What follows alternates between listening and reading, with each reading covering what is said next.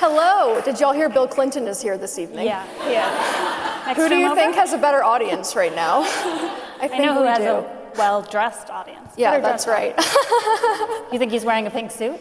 No, I definitely think that I have a cooler outfit. I feel confident that I have a cooler fit than Bill. I'm confident in that too. So this is really a full circle moment for us. It's really exciting.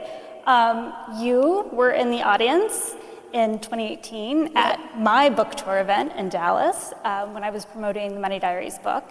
And you actually start the book off with an anecdote about that experience. I'm curious, I mean, I'm super flattered, obviously. Love to have my name in print. But I'm curious, why did you start the book there? I started it there, and I'm so happy that you're here with me this evening, so thank you for doing this. Thank you for being here. It is very full circle, and I started the book there because as I was reflecting on the financial journey that I've gone on and all those different inflection points, I think that it made me realize how critical other people are to our outcomes. And you were one of those people for me, where because of your interest in personal finance and what you started at Refinery 29 with Money Diaries, I then saw personal finance, and I say this in the introduction, as something that was fun and spirited and for me. And I saw a room of other women that were interested in this, and that was really the first time that I thought of money as something that like maybe I could be good at too, and could actually be a path to freedom. So that's why at the end of the book, the conclusion is called Invite Your Friends, because I really see it as something where once you feel like your oxygen mask is on, we really have this responsibility to bring other people along with us. And then the order of the rest of the book is very intentional. So after we kind of set the stage with like, okay, we are building these communities together, we're bringing one another along, that's like where our strength is. We start with how you're spending, and are you happy with the ROI that you're getting on how you're spending? Is this, valuable? Are you getting value for the money you're spending? And then we talk about income. And do you need to think about ways to earn more? Is that maybe an obstacle that you face? Because once we have those two puzzle pieces, then we can really start to figure out what is the saving and investing plan that makes sense for us, and where do we take this next? So there's this concept in financial planning called the 4% rule. It's kind of the foundation on which the entire industry is built. I want you to know it's really cool. Yes, it is. It was kind of the unlock for me, where I was like, oh, okay, so there actually is a number that you can calculate for how much you need to be free. And so retirement isn't really an age, it's more of a number. And then I'm looking at this going, okay, well, the faster I can reach this number, the faster I'm free. Cool, I'm gonna look for every possible shortcut that I can find. So that's really the roadmap for going through the book and like why it's structured that way, and then how do we get into the investing piece of it and just really lay that out specifically. So I'm curious, Lindsey, because you obviously have now read a very detailed and personal account of what it was like for me to be in the audience that night and feel so inspired by what you were doing. Yeah. I'm curious how you think back on Money Diaries and just the cultural impact that had on the conversation that we were all having about money and that what used to be really more of a taboo. Yeah, I mean, it's pretty exciting just seeing what you've built, and to think that I had just like a little teeny piece in that. Like as writers, I think both of us feel this way, is like you want to make an impact. Yeah. And so clearly we're here celebrating your book. Hey everyone. So thanks for that. I remember it much the way you describe it in your book, is that we had 4 events, they were all sold out. It would be, not dissimilar to this, a crowded room of women, and it was very buzzy. And then we would start the question and answer period, and these young women would ask these really intimate questions. And I was just shocked and excited. And I feel like what you were talking about the community piece of it, is so important. And I still see it. I do an event series with the Purse, and women still come to these things so desperate to talk. So I think that there's clearly, an interest there. But I would also argue that I think you and I really represent sort of a new cohort of financial experts. In the past, it's a lot of yelling and a lot of judging. And I think there's tends to be a lot of shame around money. And I don't think that we're doing that. And I think that's pretty exciting. So that's sort of how I thought about that time. Yeah. It's also interesting because I think another thing that you dig into in your book, and it came up today, I was listening to your podcast on my way up here, where you were talking about the different book writing process. Yeah. There was one section. I know, I'm like, Megan's here somewhere. Every time we'd pass this draft back and forth, she'd be like, I think we can cut this. And I'm like, no, it has to stay. Every other edit she gave me, I was like, you're right. Yeah. And this was one where we were talking about earning more in the girl boss era. And the girl boss era, which I like it was so deep in the girl boss era at Refinery 29, for better or worse. Lean in style feminism. You talk in the book about how you found it really inspiring at first. Yeah. And then you kind of totally rejected it. Fair. But now you're sort of somewhere in the middle. I don't know if that's appropriate, but maybe tell us more about how you feel these days. So chapter 2 is all about earning more money. And I talk about this story from early in my career where I was like probably 6 months into working full time. I was very thrilled about this job. And I noticed very early on in like the department-wide meetings that we would have that our organization, our department was like 75% female. Yeah. But all of the people who led the department, like the top 3 to 5 most highly paid, prominent people in the department were all men. Yeah. And I remember being like, that's weird. Like, why is that happening? And that was at the same time that girl bossitis, as I like to say, was kind of like reaching its cultural crescendo. And so I really turned to that with a lot of hope of like, oh, okay. So I'm like witnessing this thing in the workplace. How can I avoid that fate? How can I avoid that like weird middle management phase that like all these women seem to be getting stuck in for some reason?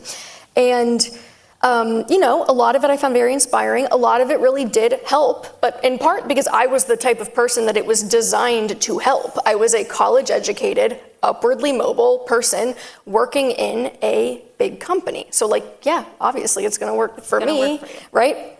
Yeah. And I think the anecdote that I tell in the book is interesting because now that I am a little bit more well-versed in the economic data and understand, what that represented is that, 95% of top 1% earners are men. So the anecdote actually ended up being kind of representative of the way that like the world works in general.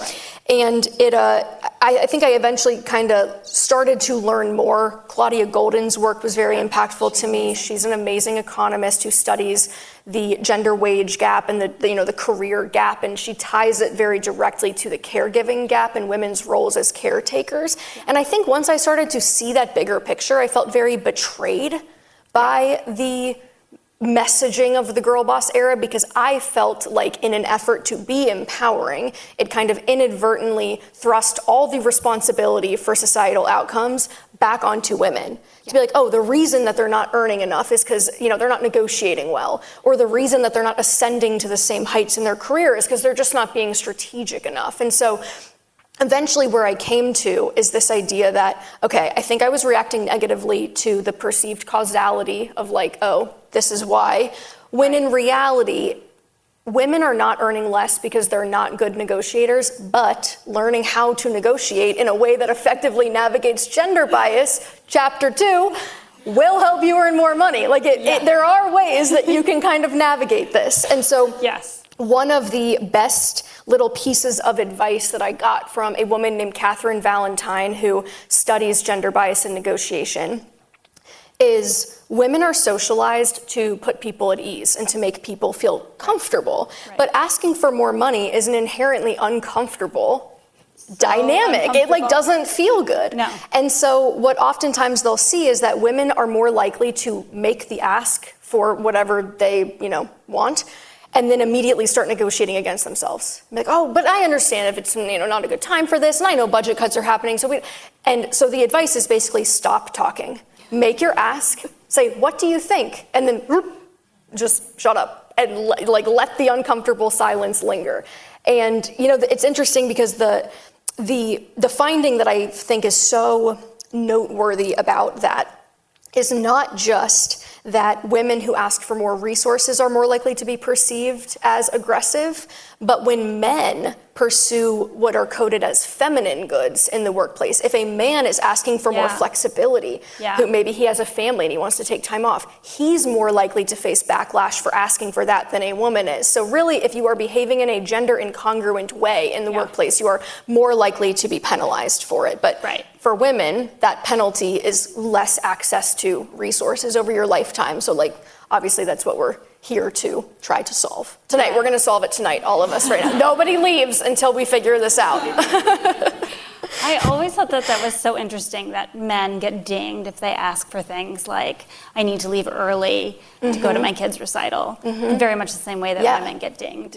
So nobody should ask, you should just go to the recital. So don't have a family, just have a career. I mean, that's another option. So negotiating is one thing, but the other big problem is occupational segregation, which is this idea that when women move into male-dominated fields, you see salaries go down. I think of my mom, she was a pharmacist in the 70s. That was a real male-dominated time. As time goes on, those salaries have been going down. You see that with pediatricians. So how do you address that issue? So occupational segregation is really the term that we use for the way in which the person doing a job impacts how we perceive how valuable that job is. The studies in this space are fascinating. Even like little kids, like 5-year-olds will pick up on this. Preschool aged kids, this will happen. So it is really stunning. To me, the most frustrating issue with occupational segregation is how little interest there is in like finding a systemic solution to this problem. So there's this economist that I love. Her name's Catherine Edwards. She's so great. She's amazing. Ked's Economist is her handle online. And she pointed out something that I will never unsee now. It's basically like, when you think about the jobs in society that are traditionally worked by women, teachers, child care workers in general, like these are things where these jobs are not paid well, like really, really low pay, especially in like the child care sector. And oftentimes when we talk about that societally, the conversation kind of turns into this like, well, you know, the free market is like, it's pricing this accurately and like, well, what are you gonna do? Because this is, well, that's just how much they're paid, right? But anytime that same free market has a negative impact on sectors that are traditionally worked by men, like manufacturing, how many billions of dollars have we spent trying to reestablish manufacturing in this country? Like, it's the fact that when a job is traditionally worked by a man, we are more likely to look at that as something that, like, if it's going badly, government intervention should swoop in and save the day. Right. Whereas for women, we're like, well, you know, maybe you shouldn't have been a public educator, sorry. So I think that that's really interesting. And when we talk about this in the book, because I do talk to a lot of women who are in fields like this, who kind of feel like they're reaching a crossroads, where it's like, okay, I'm, you know, a physical therapist or what have you, and I feel like this is kind of the upper limit for what I'm ever going to be able to make, but I want to reach financial independence more quickly, so what do I do? I mean, there's no right answer to this question, but in chapter 7, we kind of go through, these are the things that you can be asking yourself to figure out. Do I really want to stay in this career? Are there paths to higher income that I see? Like, is there anybody that I see in my industry that's making more than I am? Is there an entrepreneurial option that you can take here that's going to allow you to earn more? And if not, am I okay with that? Am I okay with the limit? And can I work within those financial bounds? And if not, then maybe we do need to have a more radical conversation about changing our path and finding a way to make more money. But it's not easy. And I think a big piece of this too does come back to labor power and unionizing and the fact that, you know, a lot of these jobs, labor power in this country, union density is at something like 6%. It's a historic low. So low. And so anytime you see that, most workers just have less bargaining power. And so it's worth noting, and I wanted to make sure we talked about this in the book, that the gender wage gap for unionized workers is less than half what it is for non-unionized workers. So like, there are even collective solutions at that level, that if you want to see change quickly, collective bargaining power is one way that we do that. Yeah. Okay, so negotiating, collective bargaining, working within the system is one option. The other option you just sort of touched on is entrepreneurship, which I think is a very sort of celebrated idea right now. And I really appreciate how you approached it, because you acknowledge that entrepreneurship did give you a clear path to financial freedom, but there's like a big asterisk there that maybe it doesn't really work for everyone. Yeah. So I'm sort of curious, like, how did you approach that, and what was sort of your thinking behind it? I am very aware that in American culture, we really glamorize entrepreneurship, both like financially, but also morally in a weird way. Like we very much like laud the entrepreneur. And so I wanted to be careful about not recreating that dynamic in the book. But at the same time, I know that for a lot of women, entrepreneurship is kind of an exit ramp from like a lot of the gender politics that we talk about in chapter 2. And that sometimes you see, you know, owning your own business and owning the thing that you're working on as a higher return on the energy and the time that you are spending. And so I just wanted to make sure that when I was talking about that and kind of talking about my experience as an entrepreneur and the things that I learned in that process and, you know, all the various tenets of deal making and, oh, you know, when I'm negotiating these contracts or these deals, like, what do I wish I would have known 5 years ago when I was selling IP to another brand, right? Like that, I was completely unprepared for that. There was never anything in any finance book that I read that talked about how to structure deals like that. So I wanted there to be something like that, but also remind people that like fewer than 5% of the, you know, top earners in this country are entrepreneurs. Most people who earn a lot of money work for someone else. They work in a big company, they're an executive, right? A lot of them work in finance, that's very common. So it's not like entrepreneurship is this slingshot to the 1%, and like that's all you have to do is go own your own business. So I just wanted to kind of have a balanced conversation about that and be like, if this is what you want to do, here's how you can think about it. Here are some things to consider. What are you optimizing for? Are you optimizing for the most money? Are you optimizing for the most time? We were joking backstage. Yeah, we were talking backstage about all the free time we have as entrepreneurs. Theoretically, it's more flexible, but like so flexible. Still waiting for the flexibility part. What part of the work week are we not working? And the weekends. Yeah, it's like you kind of like never really feel like you can turn it off because you're just, it's like it's a blessing and a curse if you're always thinking about it. But I'm curious for you because you had a very illustrious career in traditional media, which is a very volatile field. Like it's kind of known for layoffs. Yes. But then you became an entrepreneur. So I'm curious about how you made that decision and what that transition was like. Yeah, I really never had any plan to be an entrepreneur.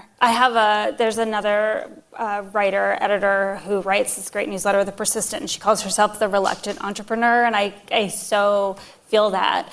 I left for many of the reasons that you touched on, politics, office politics, and a feeling of wanting to have autonomy over what I was doing. Sort of reached a point where I was like, I have a lot of ideas, and I want to keep them to myself and go make it myself. But it's hard, and there's not really a lot of flexibility, and it's a ton of work. It's interesting, though, because I see a lot of women doing very much the same thing, especially moms. And while I think on one hand it's really exciting because I think that they're going to build awesome things and be very successful, like, not to feel bad for the corporations, but I feel kind of bad for the corporations because I think there's a lot of lost innovation there, that they're not nurturing diverse talent. And for the women, I think it's something we don't talk about enough, is that I do think that there's probably a financial question mark, where, as you were just saying, people who make a lot of money generally work for companies. Yeah. And there is a certain pay cut that you take, at least in the beginning, until you take off. But I think people should be more realistic about that. And I think there's a piece of like, when you work for a company, you often will have, like they kind of set you up with the 401k. So there's almost this like forced saving mechanism that's happening. And I think if you're not well versed in the solo 401k, SEP IRA options for self-employed people, you can kind of go like a long time without ever realizing, oh, I'm like not really saving for retirement. Right now. So we talk about that a lot in chapter 6. And you don't have somebody matching you, and there's nobody paying your vacation, and you're paying 3 times for health insurance. So there are so many. I mean, I always joke that I have a good situation with a partner who has health insurance. I'm not sure I would be sitting here as running the purse if there was not that backup plan. Yeah.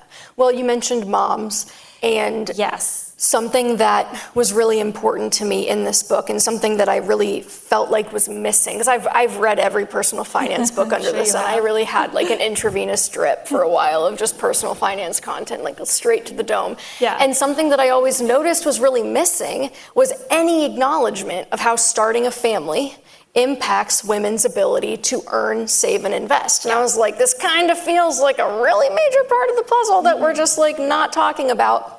So when I looked into it and like kind of had that thesis of like, I feel like a lot of this is downstream of the caregiving gap. And so when I looked into the Bureau of Labor Statistics data on this, what I found is that it is true that men work more paid hours. Men do on average 56 minutes more of paid work per day. But women do an average of 1 hour and 1 minute more of unpaid work per day in their homes. So it's like, if you want to know why women aren't doing more paid work, it's because they're doing unpaid work. And if we don't think that that's going to impact a woman's ability to collect resources over her lifetime, then like we're kind of kidding ourselves. So it was really important to me that when we looked at like, okay, and they live longer, right? They live 6.5% longer on average. 84% of widows in America are women. So they are, the most likely demographic to bear the brunt of poor long-term financial planning decisions. And so in chapter 4 and chapter 5, we really talk about, okay, here's how marriage changes your legal rights. There's this divorce attorney I love, which is a sentence that, where's Thomas? I just love this guy. He's so funny. He says that marriage is the most legally significant thing you will ever do other than die. And there is not so much as a leaflet that explains what just happened to your legal rights. It is a lifelong binding contract between you, another person, and the state, legally enforceable, and there's nothing to read before you sign it. There's like no checkpoint where they're gonna go, okay, here's how everything just changed. So I always like to tell people the rule of thumb, just to keep in mind, is that after the date of marriage, anything that either of you earn, borrow, or buy is probably going to be considered jointly owned marital property if anything ever happens to your marriage, if you guys split up. And so, we'll talk to people who have completely separate finances in marriage, and I'm like, that's fine, but just remember that separation is a little bit of an illusion. Like, if you are saving and investing diligently and your spouse is forwarding their paychecks to DraftKings and you get divorced someday, they're going to get half your 401k. So just so we're on the same page about that, their decisions impact you and vice versa. You're probably helping paying off their credit card bill. And you're probably going to help pay off the credit card bill, right? So it's really, really important, I think, that we understand how marriage changes our, financial rights. But also that if there's at any point in your relationship you think that either one of you are going to want to leave paid work to work inside your home as an unpaid caretaker for your family as your full-time job, that you can write terms for spousal support into a prenuptial agreement. You can write in terms that say, if we have this many kids, by every kid, or, I'm out of the workforce for this much time. Because if you knew how many messages I have received over the years from women in their 40s, 50s, 60s, who were the stay-at-home parent who diligently cared for their family, spent their whole lives pouring into their family, and then found themselves divorced, 50 years old, 55, judge saying, I don't know, get a job. That's not a good situation to be in. So if you can kind of circumvent that at the beginning. Goes back to that other issue of Social Security and retirement savings that you're missing out on when you step out of the workforce. Yeah, zeros in the Social Security record. You need to be clear. Yeah, our system just isn't built for that. It's not. So in the absence of protections for caretakers and in the absence of society and our political system collectively recognizing that is a real job that has value, we have to take steps to protect ourselves. And the statistics are just very clear that is one of the biggest risks that women face. So I just think it's a really important piece of this conversation. And even women that stay in the workforce, even women that continue to work full-time, are still more likely to be the ones to downshift in their careers and take the more flexible work so that they can be there and be the primary parent. And that also has an impact on their lifetime earnings, which again, if you stay married forever, then like that doesn't so much matter, but like, again, you want to prepare for that worst case scenario. Yeah. And I just think that it's a critical piece to kind of be aware of, because again, it's kind of like the negotiation thing. Yeah. This is true even in situations where a man wants to be the primary parent. Oftentimes the economic situation, because statistically women are more likely to earn less, it doesn't make sense. Like that you're faced with such limited options that even when both parents wish it were different, you're still having to run that economic calculus. Right. That's a point that drives me absolutely crazy when families start talking about the cost of childcare and, well, the mother's salary is not sufficient to cover the cost of childcare, so it doesn't make sense for her to work. It's like, why is this a wife's salary? Why is it not our collective family money. Salary and how that works, so that you're thinking longer term. Yeah, Farnoosh Torabi talks about that. Yeah, she talks about it a lot. Bigger math is what she calls it. Math, yes. That even if in the short term it feels like a net wash, that it is an investment in your lifetime earnings to stay in the workforce. It is. So yeah, I think like in writing that chapter, it was important for me to just specify that like some people will choose a single earner household dynamic, even with other options, and like that's just what they prefer, and that's great. But a lot of people don't feel like they have the choice, and that's who we're trying to, affect and kind of widen the scope of options available. And so like really in our current paradigm, the option that you have is you have to save ahead of time. If you think you want to have kids, you have to start saving for kids long before they are born. Yes. In a high yield savings account. Yes. I know. I think someone in the audience just said, damn. Relatable. Yes. But like you do it in a high yield savings account, you get your 4 or 5%, you let the compounding interest. So there's like a chart that we have in the book that shows you, okay, you're 3 years away from having a baby. Here's how much you should be putting away every month. Here's how much each person should be saving. If you want to have basically all of daycare paid for by the time that kid is born, or even just a year, like you want to. You don't have to have it all. Amortize the costs as much as you can. Yes.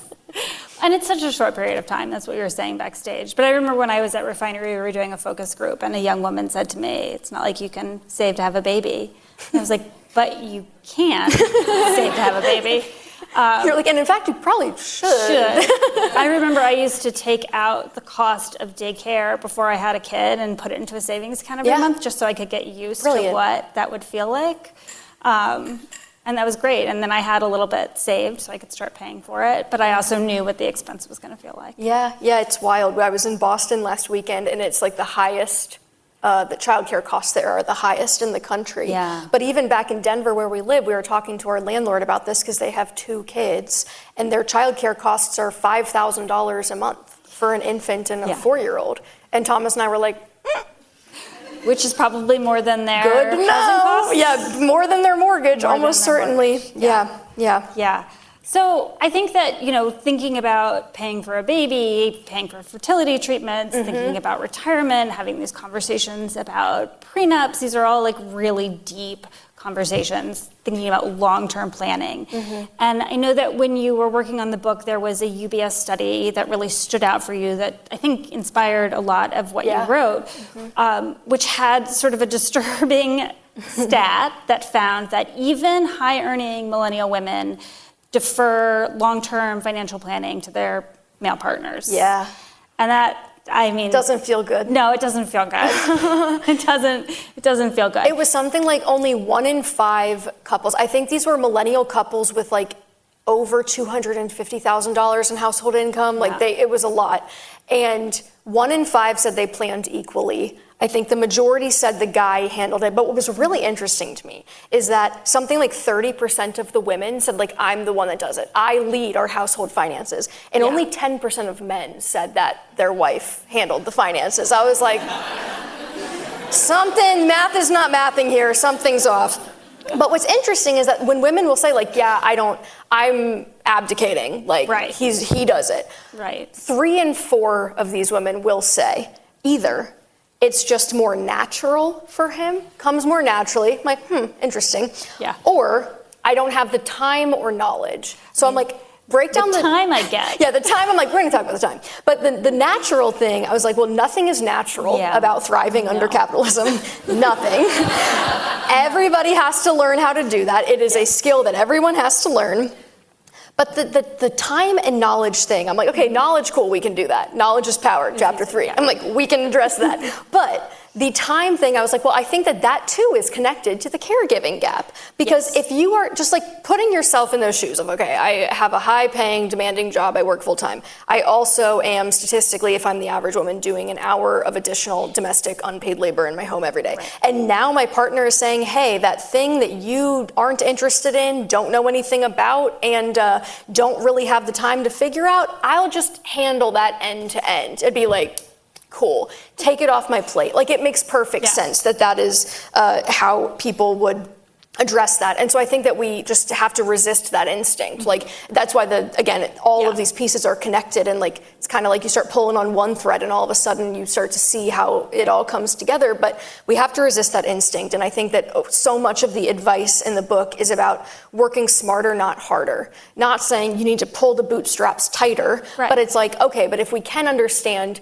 the rules of this game, if we can really understand how these puzzle pieces fit together, then we can play it more strategically. And so what that looks like is understanding how your investments are taxed and understanding how your income is taxed now and in retirement, so you can invest in a tax advantaged way. And through the calculations that I did to kind of figure out, okay, if you implement this strategy, what does that end up with? You will get to retirement 15% faster just by using these accounts instead of these ones. So like, that feels like a really critical and kind of easy, honestly, easy little tweak that you can make. It isn't hard. Like, I think that there is a lot of like mysteriousness around personal finance. And it kind of goes back to the earlier thing of like people yelling at you and making you feel bad. And I think especially with women, there's this idea that we're like done with money, or we spend all our money on shopping.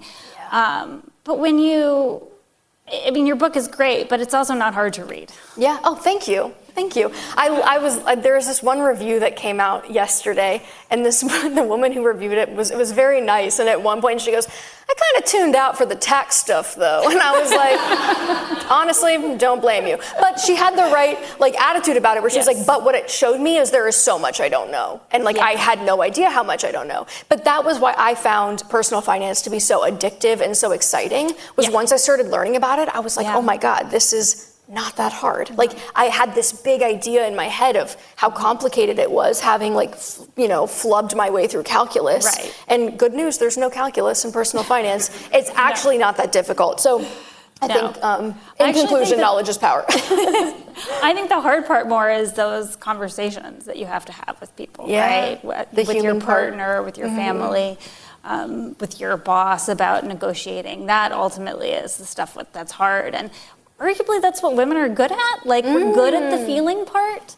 So I think we need to remember to like tap into that empathetic side of ourselves. Yeah, and I think that like, I had a conversation today about investing and just how scary it can feel when you aren't really sure what's happening, like what's going on. I remember investing for the first time and then like staring at the screen and watching it go green and then red and then green and then red. And it does feel like you're like at a casino. But when you think about like even a very volatile period for the stock market, like frankly what we've seen since like the pandemic, I feel like it's been very really, really low years and then really, really high ones. Yeah. I think it's important to remember just that long-term outlook, and that it's not a get-rich-quick scheme, it's a get-rich-slowly scheme. And so you are in this for decades, 30, 40, 50 years. If you are invested for 50 years, you're gonna see probably on average 12 bear markets. So you will watch your money lose between 20 and 40% of its value 12 times. And it's gonna suck, it's not gonna feel good, but the important part is staying invested as that is happening, not pulling out, because the average bull market, when things are going well, returns something like 480% on average. So if you can hold on and just like grit your teeth and shut your eyes and lose the password to your Roth IRA account, do not look. You can really, it's when you delete all the money apps. Gain a lot, yes. So I come away with like three big takeaways from our conversation today. One, there are a lot of societal issues that make managing money hard. But two, sort of the good and bad news is that you sort of still have to take personal responsibility for it. But three, community. It's everything. Yeah. And it makes it so much better. Yes. And I kind of like to think that like maybe there's somebody in the audience I who's know, gonna be, I'm like, who's the influenced? next personal finance blogger in the room tonight who passed 5 the years torch? from now, that you can be sitting up here with, and I'll be in the audience. Should we open it up to audience questions? Yeah, let's do it. I think there's raise your hand and yell at us. Yeah. I don't think there's mics. Yes. I can't see very No, well. I Oh, know. okay, over here, white shirt. Yeah. Can you talk about the impact of AI at a macro individual level? I feel like we all feel like as it improves its capability over time, like it's going to make finding those fake email jobs more and more difficult. Yeah, And like, how do we pivot? How do we? the blessed fake email job. Yes. But like, it actually serves as such a vehicle for like lifting socioeconomic status. Yeah. Giving us a path to create generational wealth. That path is maybe going to disappear. Ooh, it's a good question. You want to repeat it? So I think we've got people tuning in from home, so we yeah, make so sure the question hear is it. about AI and kind of the impact of AI, both at the macro level and at the individual level. Yeah. My Can take you on answer that? It's like a it's like a Nobel Let Prize me put my winning. Yeah. crystal ball behind the chair. So here's what's going to happen. Yeah, I think what's been interesting to watch about the way that AI has really unfolded in our economy, is how quickly it's happened and how kind of how quickly we've just adjusted to it, like talking to people using ChatGPT as a therapist. And I'm like, 6 months ago, we were like, what's this thing? And now we're like, so my relationship with my and it's wild. So it did come on really quickly. But I think that growing up, what we always heard about robots taking people's jobs was that they're going to replace all the blue collar workers. Right. They're going to replace the cashiers. They're going to replace the delivery drivers. And now it's here and it's like, no, babe, it's taking your spreadsheet job. Yeah. That's actually what AI is really good at. And so I think that what happens with AI and it can either be, in my mind, an amazing thing for humanity, where if we collectively own it and democratically decide what we do with it, right, then it could actually be a path to some of these bigger picture, like universal basic income, universal basic services. It's going to upend the labor market. I don't think that that's an overstatement. Sure. But if it remains, controlled by the few, and if people who already control a lot of the wealth and power in society get to decide, oh, well, I'm trying to cut costs, so I'm going to fire as many people as I can and replace them with robots, I see two very divergent paths that we go down, but I think it's good that we're all thinking about that in that way. And in the meantime, this is kind of a perfect example of systemic solutions have to happen. There are some things that only policy can handle, and at the individual level, there's not a whole lot that we can do. I would argue that I was talking to a young woman who was working in media, and obviously, like we were saying, it's very volatile, and I'm not working in a newsroom anymore, but my approach to jobs and being in newsrooms and being in any corporation is that you always raise your hand for the new thing. So that is a small thing that you can do at an individual level. It's very easy to want to stick your head in the sand with AI. I would like to stick my head in the sand with AI. My husband and I were just talking about this week. But I think that if you're within a company, this is a great time to raise your hand and say, I will learn that new thing. Always be chasing the new thing, because there's usually a little bit more. And then know when to pivot, because most things eventually get less cool and, Well, it's interesting too to see. When I was in college, the whole thing was if you want to make a lot of money, go be a software engineer, go study computer science. And now those are the jobs that AI is replacing the fastest. And it's kind of it's just incredible. It's an incredible reminder of how quickly things change too. And I think why diversified investing is so important, and owning the full market, because you just never know what is going to come up next. And so when you own the index fund, you own everything and you're kind of covered. Yeah, in the dark shirt. Who do you recommend go for becoming an entrepreneur versus who do you recommend you should not be? Just like in general, yay or nay? Most of the top earners are still people who work for Yeah. companies. So should most people not be coming out? Like, what's your opinion? That is such a good question. I think if there is an idea that you are obsessed with that you can't stop thinking about, you should become an entrepreneur.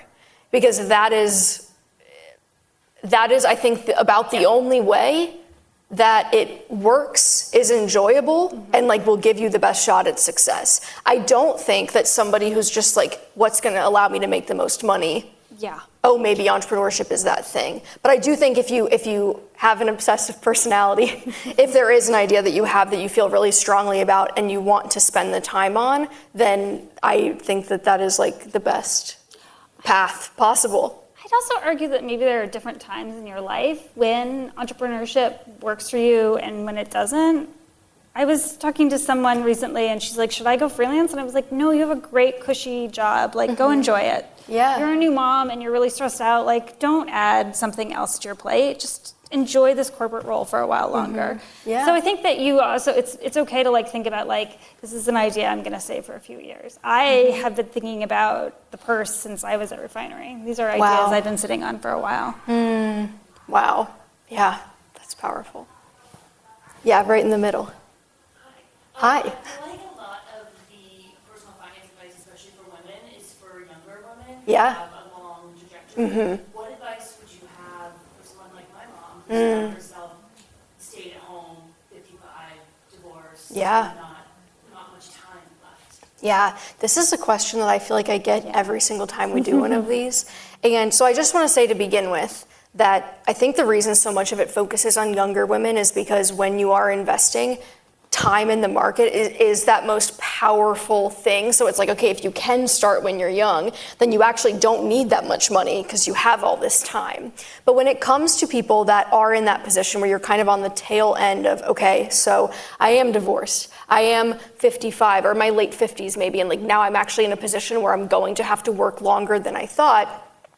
What I told a group in Boston last week was that I think at that point in time, it becomes really, really important to find something that you like doing and to find work that you enjoy. Like if you think that you're going to have to be doing it for longer than you anticipated, then yes, the saving and investing is very important, but also like it is important to enjoy how you're spending your life and that the work that you're doing is fulfilling to you and interesting and, you know, maybe can actually become more of an additive. And that's easier said than done. I mean, I think that that's why, again, so much of the systemic issues are important to me. And it's something that I talk about a lot, particularly with like low wage work. Women are overwhelmingly, disproportionately overrepresented in the low-wage workforce, in many cases because of these caregiving dynamics in low-income families. So this isn't like a one-size-fits-all Band-Aid, but that's just something that I would be thinking about if I'm in that position. Like, okay, yes, I want to make enough money to be able to save and invest, but it's also very important that I like what I'm spending my time doing every day.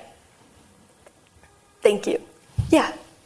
How do you recommend we have conversations that influence the men in our lives, especially in their 20s? So I know seriously to think ahead about saving for caregiving or childcare, because that also, while I did that too, and it's so important, that also feels disproportionately a woman's burden. Yeah. I'm curious those conversations.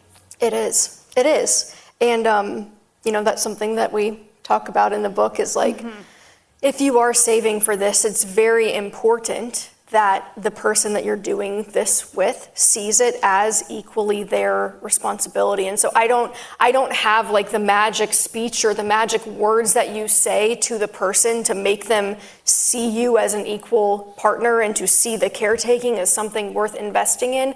But I do believe that those men are out there. I am married to one. He's great. Shout out Thomas. Yeah, that's right. I do believe that those men are out there and that if you are bringing these things up to somebody and they are not interested in talking about it, they don't see that as their burden, they don't see it as something that they should be contributing to too, I'd run the other direction because it's only going to get worse. If they're not open to it at the level of like, hey, we should both be planning for this because we are an equal partnership and this is our responsibility, then once that responsibility is actually here, it's not going to be any better. Right. The financial piece of it has to be part of the bigger we're having a baby conversation.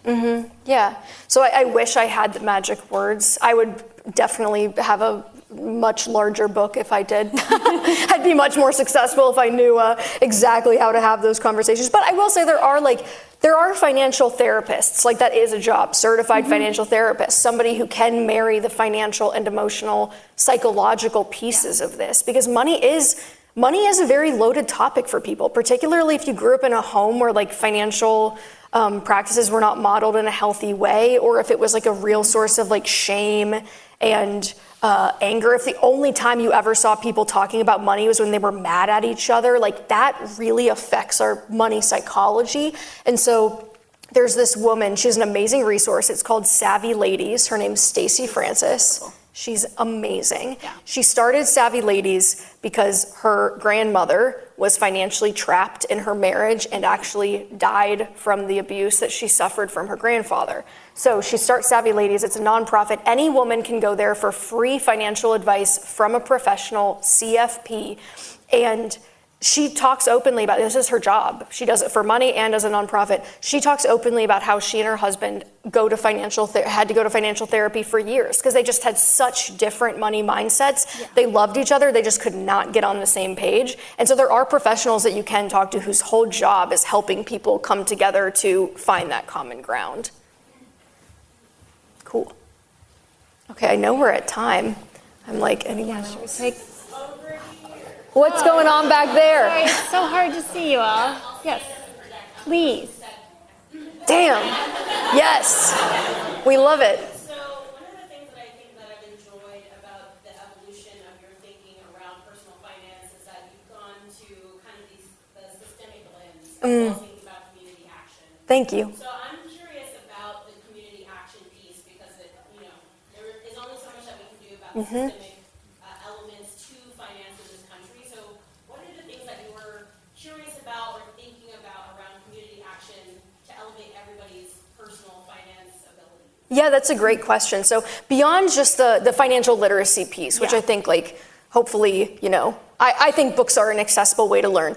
But from a community action standpoint, I think thinking very locally is the best thing that everybody can do. Because if everyone's thinking locally, then like we're all covered, right? So you don't have to be like, I have to change the entire country all at once. I joined an organization called DSA in Denver, Democratic Socialists of America, and they have a labor organizing committee that goes to different workplaces in Colorado and helps the workers organize, form unions, and basically, collectively bargain for higher wages.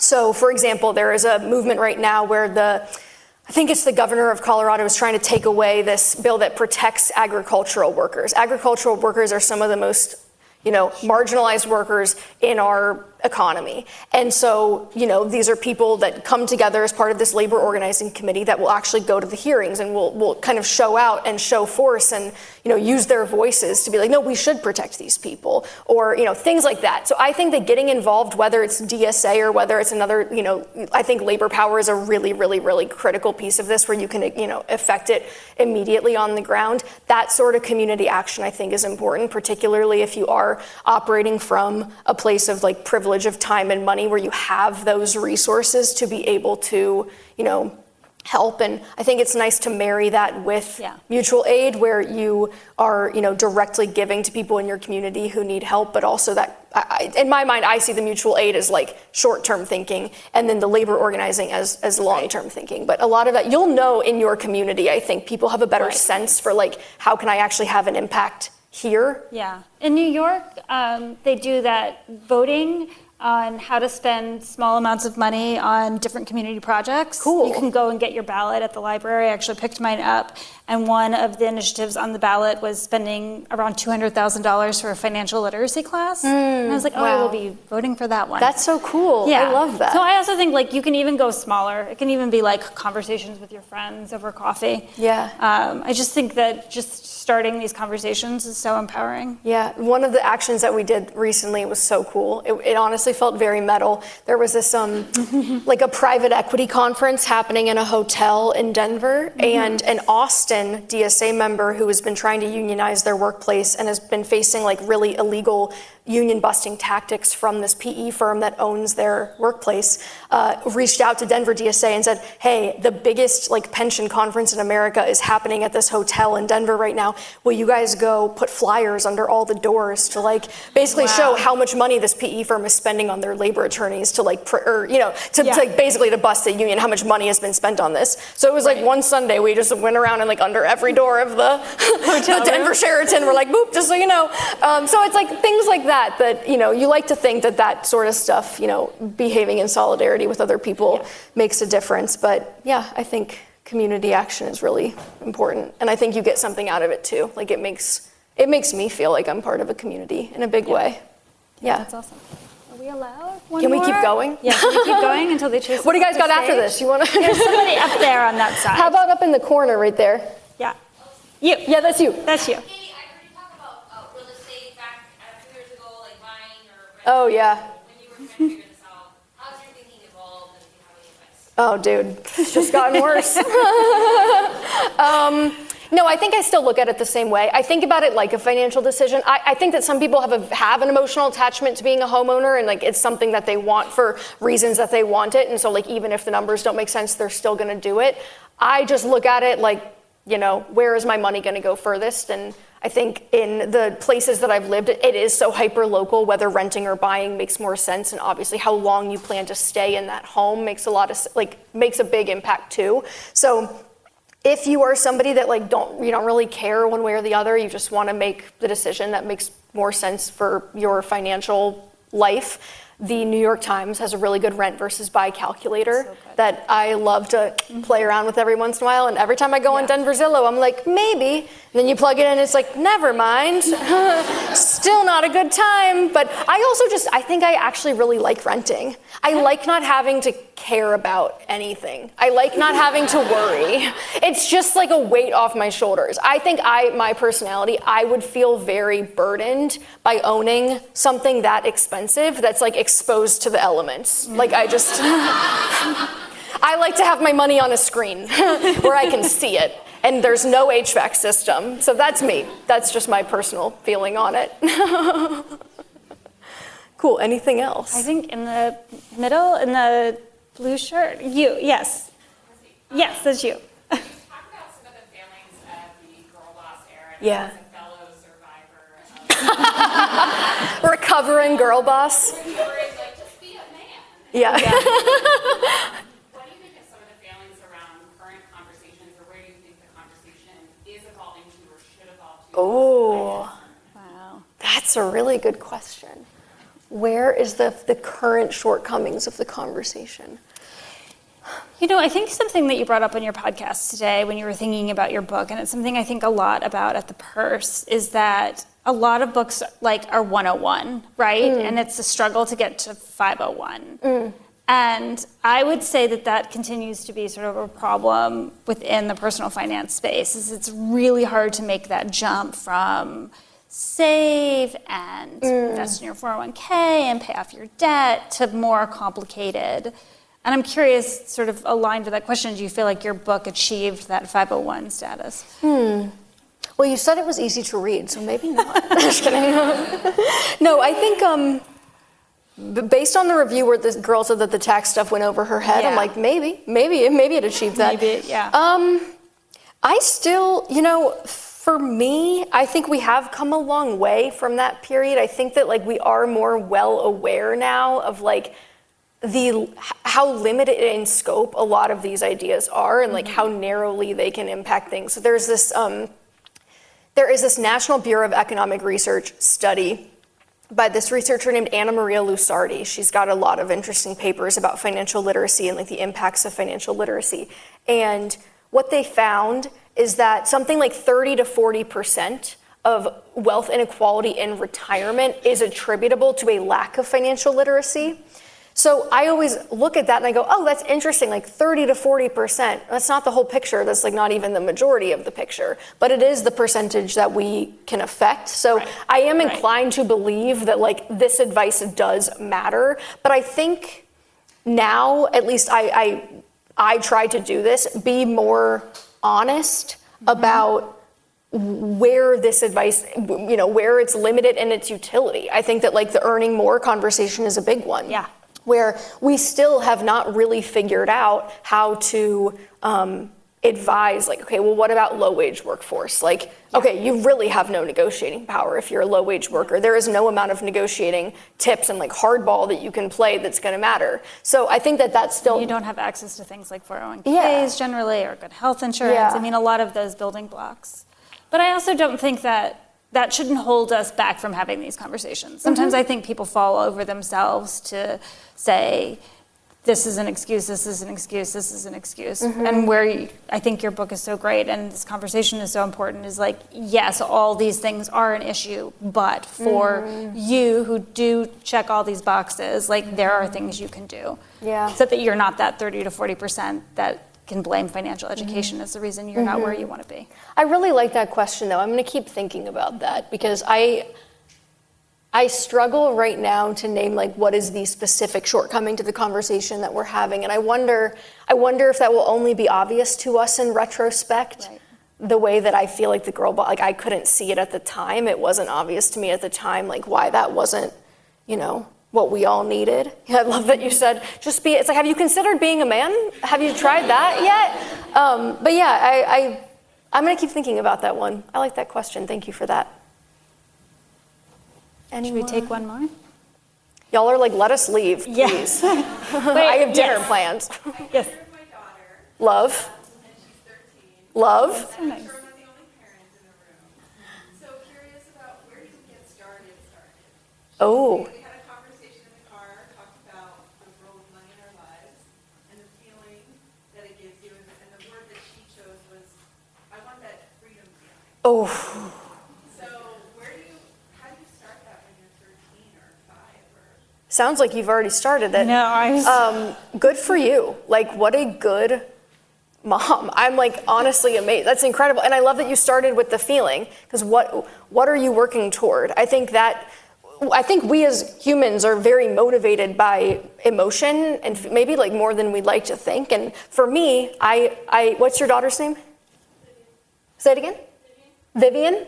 Okay, Vivian, you and I have that in common, because that freedom feeling is exactly what I was after too. I felt when I started working full time and understood, I like got the first water bill and I was like, wait, that costs money? I have to pay for the water? It was eye-opening. And so I think once I started to understand how quickly every paycheck was going, I was like, oh, well, I'm gonna be on this treadmill forever if I don't figure this out. Yeah. So I love that you started with feelings and like what you're after. As far as the tactical thing that you can do, one of the I think it's one of the craziest hacks for teenagers who work, like if you have a summer job, you can open a Roth IRA.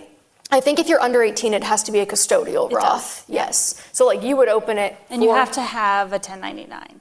Yeah, you have to be able to like prove that you have to prove the income. Yeah. But because most, when I was 16 and had a job, like I wasn't making up